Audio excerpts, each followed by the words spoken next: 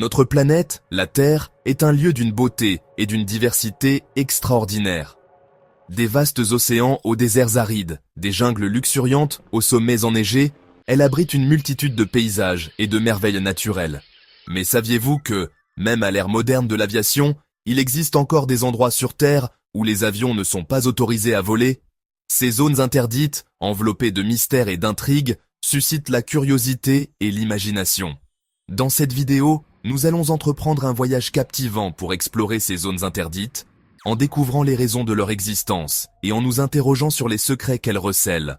Préparez-vous à un voyage extraordinaire où nous allons explorer les zones interdites pour les avions et plonger au cœur de l'inaccessible. Au cœur du désert du Nevada, aux États-Unis, se trouve une étendue désolée qui a captivé l'imagination du public pendant des décennies, la zone 51. Cette base militaire secrète, enveloppée d'un voile de secret, est devenue synonyme de mystère et de spéculation. Son espace aérien, fortement restreint, est un témoignage des activités secrètes qui se déroulent en dessous. La zone 51 est depuis longtemps associée à des rumeurs d'observation d'OVNI et de recherche sur des technologies extraterrestres. Des témoins ont rapporté avoir vu des lumières étranges dans le ciel nocturne au-dessus de la base, alimentant les spéculations sur des contacts extraterrestres. Bien que le gouvernement américain ait reconnu l'existence de la zone 51, ses véritables activités restent entourées de secrets. L'espace aérien au-dessus de la zone 51 est strictement interdit aux avions civils et militaires non autorisés. La sécurité autour de la base est draconienne, avec des gardes armés et des capteurs de mouvement surveillant chaque mouvement. Que la zone 51 abrite ou non des secrets extraterrestres, une chose est sûre, son espace aérien interdit continuera de fasciner et d'intriguer le public pour les années à venir. Au cœur de l'Asie orientale se trouve un pays enveloppé de mystères et d'isolement, la Corée du Nord. Dirigée d'une main de fer par un régime totalitaire, la Corée du Nord est restée largement coupée du reste du monde pendant des décennies. Son espace aérien, étroitement contrôlé, reflète la nature secrète du pays et les tensions géopolitiques qui l'entourent. L'espace aérien nord-coréen est l'un des plus restreints au monde. Les vols commerciaux internationaux sont extrêmement limités et seuls quelques transporteurs aériens étrangers sont autorisés à desservir le pays. Les vols intérieurs sont également strictement réglementés et les citoyens nord-coréens ont besoin d'une autorisation spéciale pour voyager à l'intérieur du pays. Le gouvernement nord-coréen invoque des préoccupations en matière de sécurité nationale pour justifier son contrôle strict de son espace aérien. L'interdiction de survoler la Corée du Nord est un rappel poignant de la division du monde et des tensions géopolitiques qui persistent à l'ère moderne.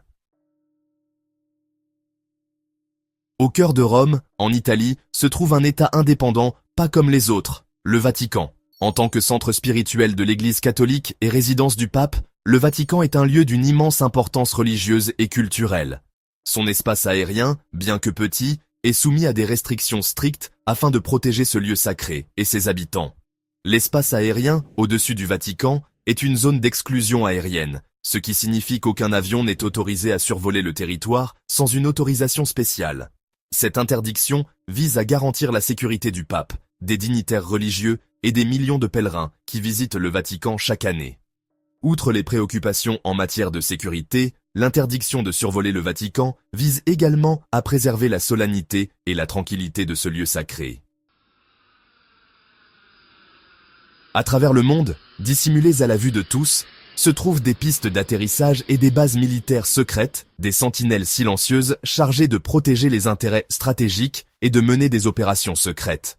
Ces installations, souvent situées dans des endroits reculés ou dissimulés au milieu de vastes étendues sauvages, sont soumises à des restrictions aériennes strictes afin de protéger leurs opérations sensibles et leur personnel. L'une de ces installations est la base de Diego Garcia, située sur une île isolée de l'océan Indien. Cette base militaire américaine, louée au Royaume-Uni, sert de plaque tournante stratégique pour les opérations militaires américaines au Moyen-Orient et en Asie du Sud. Son espace aérien est fortement restreint, et seuls les avions militaires et autorisés sont autorisés à s'en approcher. Une autre base militaire entourée de mystères est l'île Wake, située dans l'océan Pacifique Nord. L'espace aérien autour de l'île Wake est également fortement restreint, et les navires et les avions non autorisés sont tenus de rester à l'écart. Dans les vastes plaines d'Ukraine se trouve un lieu hanté par un passé tragique, Tchernobyl. Le site de la catastrophe nucléaire la plus grave au monde, en 1986, Tchernobyl est aujourd'hui une ville fantôme, son espace aérien silencieux témoignant de l'héritage invisible de la catastrophe. Afin de protéger la santé humaine et l'environnement, une zone d'exclusion a été établie autour de Tchernobyl, interdisant toute habitation permanente et limitant strictement l'accès. L'espace aérien au-dessus de la zone d'exclusion est également interdit aux avions, à l'exception des vols autorisés à des fins scientifiques ou de surveillance. Les niveaux de rayonnement dans la zone d'exclusion restent élevés, en particulier à proximité de la centrale elle-même. L'interdiction de survoler Tchernobyl est un rappel poignant de l'impact durable des catastrophes d'origine humaine sur l'environnement et la santé humaine. Au cœur de Londres, au Royaume-Uni, se dresse le palais de Buckingham, la résidence royale de la reine Elisabeth II et un symbole durable de la monarchie britannique. Cette résidence emblématique, témoin de siècles d'histoire et de tradition, est protégée par des mesures de sécurité strictes, notamment une zone d'exclusion aérienne qui interdit aux avions non autorisés de survoler le palais. L'espace aérien au-dessus du palais de Buckingham et de ses environs immédiats est désigné comme zone d'exclusion aérienne, ce qui signifie qu'aucun avion n'est autorisé à pénétrer cet espace sans une autorisation préalable de la Metropolitan Police Service. Cette restriction vise à protéger la reine, sa famille et les nombreux dignitaires et invités qui fréquentent le palais. La zone d'exclusion aérienne au-dessus du palais de Buckingham est surveillée en permanence par des radars et des systèmes de défense aérienne sophistiqués. Tout avion non autorisé qui pénètre dans la zone d'exclusion aérienne est susceptible d'être intercepté par des avions de chasse de la Royal Air Force et escorté hors de la zone. Dans le nord-ouest des États-Unis, à cheval sur les États du Wyoming, du Montana et de l'Idaho, se trouve un trésor naturel d'une beauté et d'une splendeur inégalée, le parc national de Yellowstone.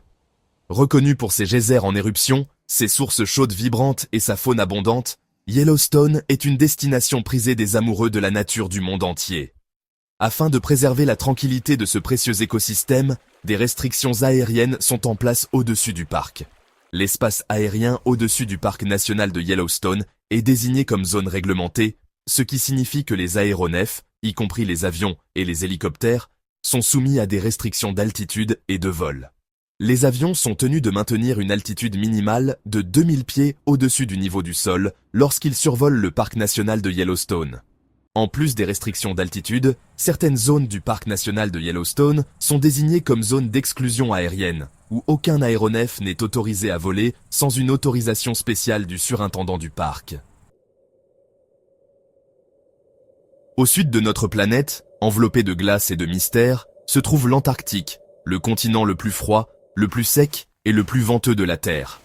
Cette vaste étendue sauvage, presque entièrement recouverte d'une calotte glaciaire, abrite une faune unique et des écosystèmes fragiles qui ont évolué isolés pendant des millions d'années. Afin de protéger cet environnement pristine, des restrictions aériennes strictes sont en place au-dessus de l'Antarctique. L'espace aérien au-dessus de l'Antarctique est régi par le Traité sur l'Antarctique, un accord international signé en 1959 qui désigne le continent comme une réserve naturelle dédiée à la paix et à la science. Les vols au-dessus de l'Antarctique sont autorisés à des fins scientifiques, logistiques et touristiques, mais ils sont soumis à des réglementations strictes afin de minimiser l'impact environnemental. Les conditions météorologiques extrêmes de l'Antarctique, avec ses vents violents, ses basses températures et sa visibilité réduite, rendent les vols dangereux et imprévisibles. Les aéronefs opérant en Antarctique doivent être spécialement équipés pour faire face à ces conditions difficiles et les équipages doivent être hautement qualifiés et expérimentés. Au terme de notre voyage à travers les zones interdites pour les avions, nous prenons conscience de la complexité et de la fragilité de notre planète. Des installations militaires secrètes aux sites culturels et naturels protégés, ces zones interdites nous rappellent que l'accès au ciel n'est pas un droit acquis, mais un privilège qui s'accompagne de responsabilités. Les restrictions aériennes, bien que parfois perçues comme des obstacles à la liberté de mouvement, sont souvent nécessaires pour protéger des intérêts vitaux, qu'il s'agisse de la sécurité nationale, de la préservation de l'environnement ou du respect des cultures et des croyances. En comprenant les raisons qui sous-tendent ces restrictions, nous pouvons mieux apprécier la nécessité de les respecter. Alors que nous levons les yeux vers le ciel, émerveillés par les prouesses de l'aviation moderne, souvenons-nous que la Terre vue du ciel est un spectacle précieux et fragile. En tant que citoyens du monde, il nous incombe de protéger notre planète et de garantir que les générations futures puissent continuer à s'émerveiller devant sa beauté et sa diversité.